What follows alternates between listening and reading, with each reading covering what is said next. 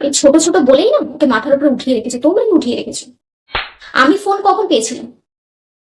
উচ্চ মাধ্যমিকের পরে, তাও আবার জোর জার করে কাছ থেকে ফোনটা নিয়েছিলাম। আর ও কবে পেয়েছে? 6-এ। তাহলে আর কি করে বলবো মা?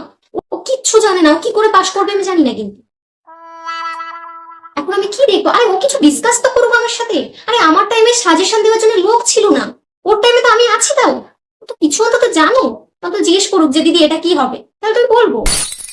ও এত পরিমাণে ফোন দেখছে, চোখটাও এবার যাবে। ও কি করে যে পাশ করবে আমি বুঝতে পারছি না, কারণ ও কমন সেন্স পর্যন্ত নেই ওর মধ্যে। ও কিচ্ছু জানে না সিলেবাসের মধ্যে। আমি কি বলবো? এটা ফলটা তো তোমাদের। ফোন কেউ 6-এ দেয়? এখনকার বাচ্চাদের দেখছি তো প্রত্যেক বাবা মাই প্রায় ফোন দিয়ে দিচ্ছে।